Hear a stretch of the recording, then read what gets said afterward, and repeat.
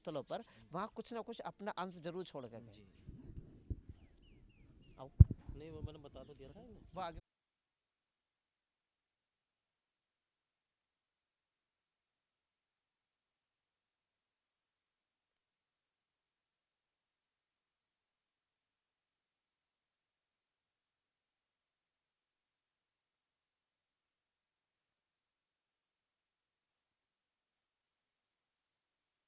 परिषदगढ़ के गोपेश्वर मंदिर की प्राचीन गुफा के अंदर हैं। और गुरुजी ये एक रोल मॉडल तैयार किया गया है। जी। हम सरकार को इस मॉडल को भेज चुके हैं कि ताकि जो है हमारे परिसर की जितनी भी प्राचीन गुफाएं हैं जी। वो आगे भी खोली जा सके। यहाँ जितनी भी गुफाएं हैं उन गुफाओं के नीचे ऐसे ही आपको कमरे मिलेंगे, चाहे कहीं भी चले जाओ। सभी गुफा में पहले एक कमरा होता है, एक छोटा बड़ा, उसके आगे जो है इतनी बड़ी जगह होती, गुफा इतनी चौड़ी होती थी कि उसमें आदमी घोड़े पर सवार होकर भी आ सकता था। जी।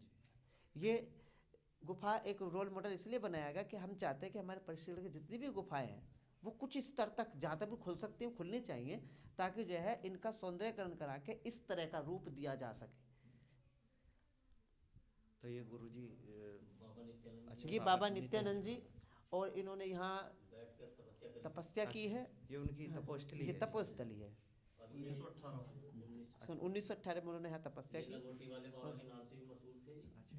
ये इनकी फ़ोटो वगैरह ये यहीं की हैं। जैसे ये इधर ये फ़ोटो है, इधर उधर की साइड में, तो उसमें ये सांप जो है इनसे आकर बात करते थे, अच्छा। ऐसी यहाँ पे गुफा में। अच्छा। अच्छा।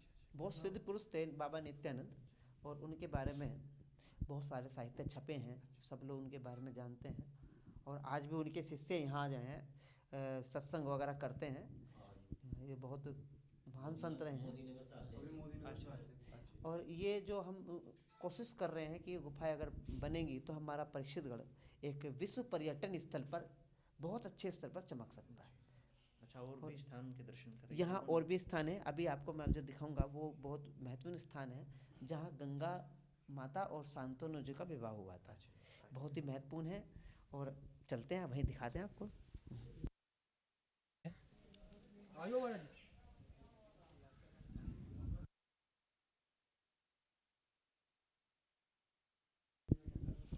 ये महाराज श्री श्री सत्यानंद जी महाराज गुफा से दर्शन करके आते हुए अवधूत बाबा नित्यानंद जी की गुफा है।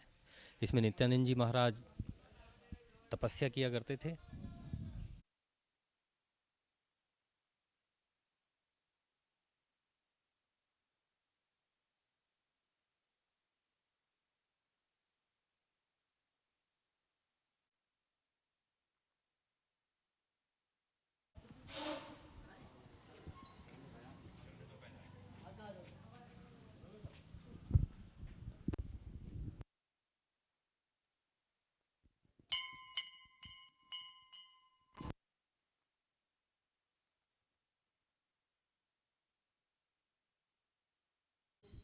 बोलो शंकर भगवान की जय।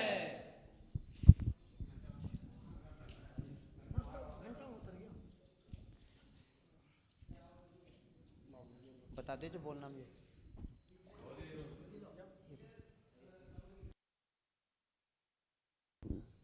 ये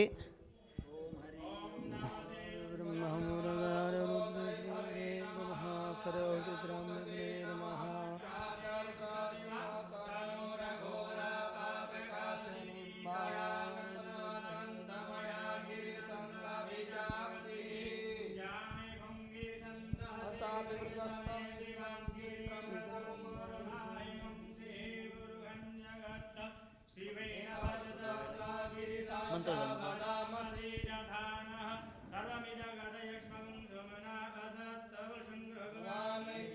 जय।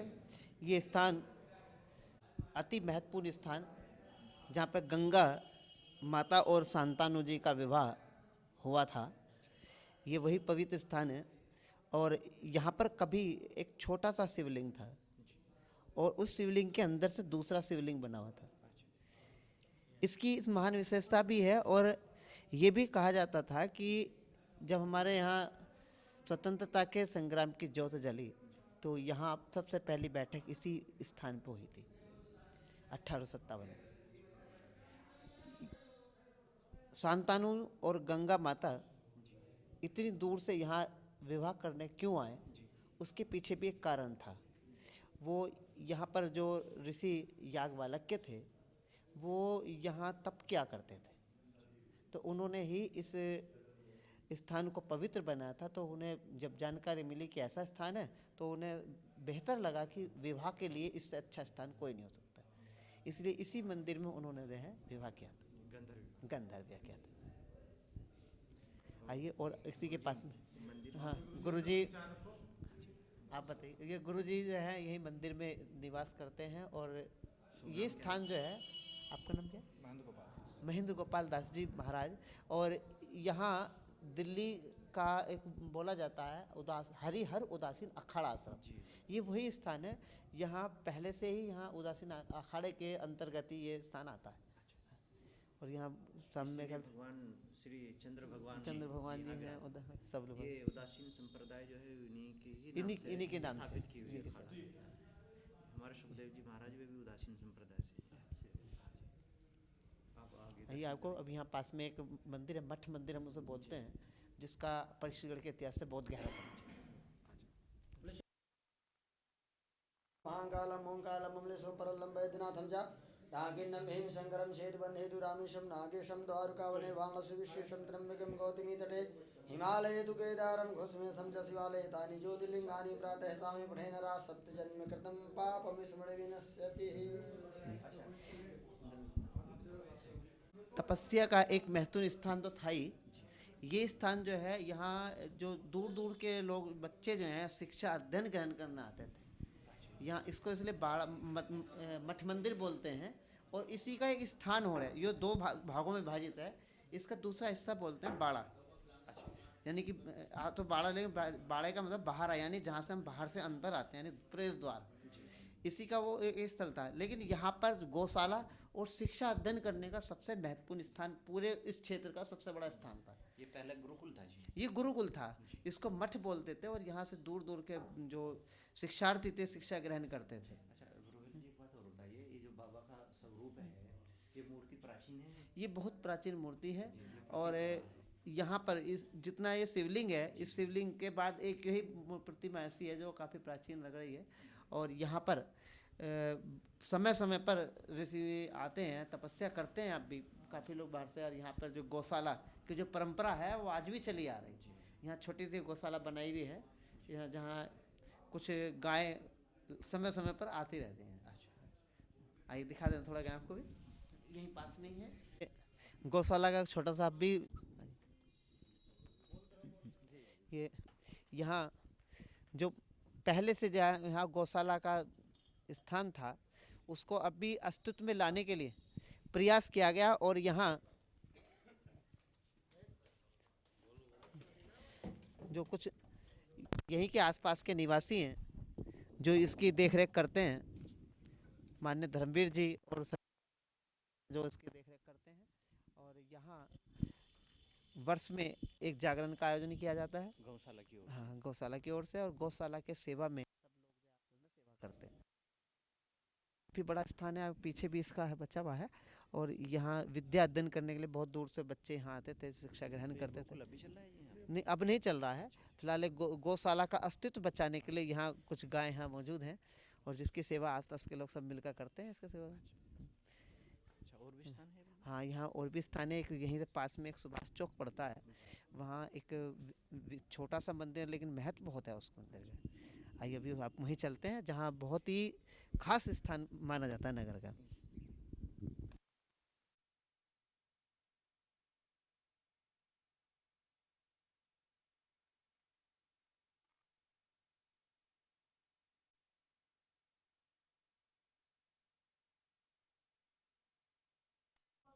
बड़ा ही महत्वपूर्ण मंदिर है, और इस मंदिर को सुजाने वालों का मंदिर कहा जाता है।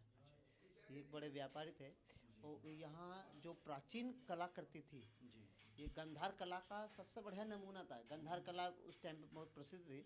और ये जितनी ऊपर छत बनी, अब तो बदला गया है, लेकिन बिल्कुल कलाकृति उस ढंग से बनी हुई थी, और इतनी सुंदर लगती थी वो देखने में कि इतना समय बीतने के बाद भी वो बिल्कुल सजीव लगती थी।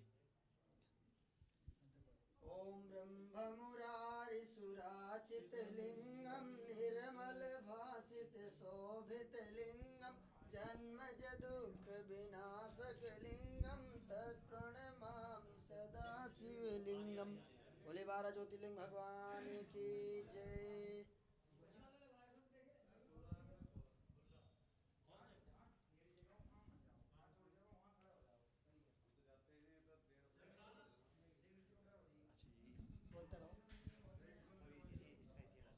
हाँ, इसका इतिहास है कि यही 18वीं शताब्दी का महत्वपूर्ण मंदिर है। और यहाँ अब तो एक हॉल बन गया, लेकिन पहले बरामदा ताबा खुला हुआ, और उसमें काफ़ी लोग आकर सत्संग किया करते थे। इसका नाम विश्वनाथ महादेव विश्वनाथ शिवालय इसका नाम रखा गया है। और यहाँ अब भी जो है पूजन पाठन चलता है। अच्छा। और कीर्तन होता है हर मंगलवार को। काफ़ी लोग यहाँ इकट्ठे होते हैं। एकादशी वगैरह करने प्रोग्राम मतलब कीर्तन वगैरह औरतें करती हैं एकादशी वगैरह जैसा, और चलता रहता है कार्य। और आप आगे चलिए। यहाँ कभी कुआं था, जी। ये कुएं को ऊपर ही सब कुछ अच्छा, समृद्ध किया ये गया। हुआ था जी। हाँ।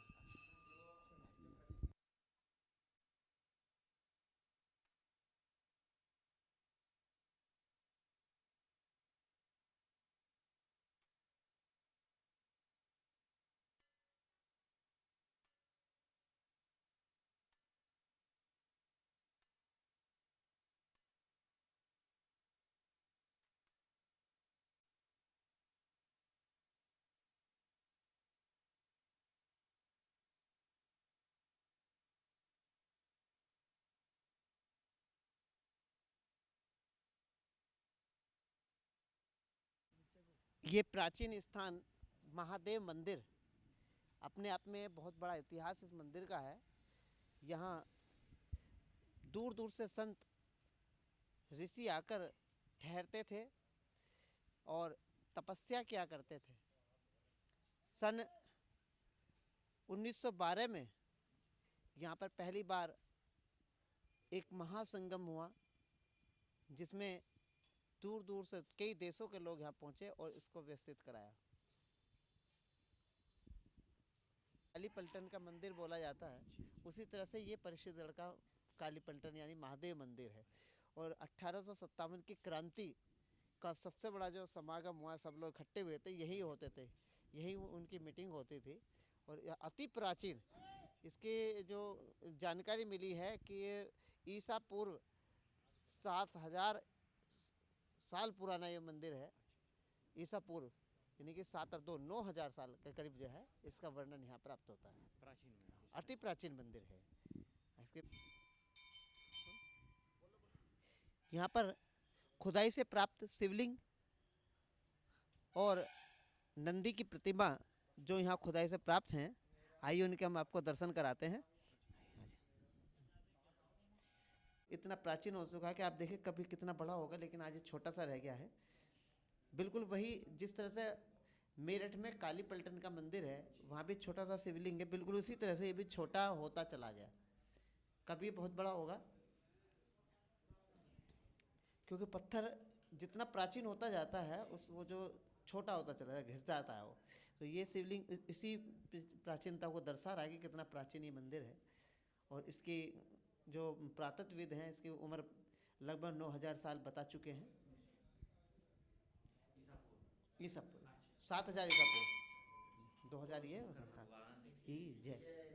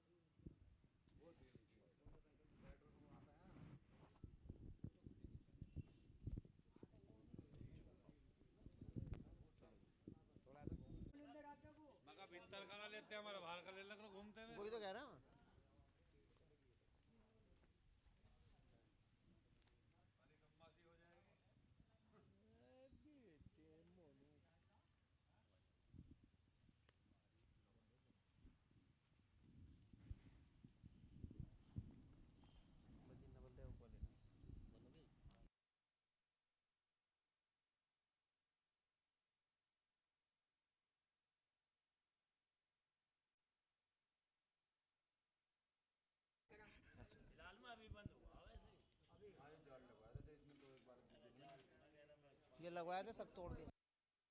अच्छा ओके जी, हाँ ओके हो गया। इस समय परिषदगढ़ का बड़ा ही ऐतिहासिक स्थल नवलदेव कुआं,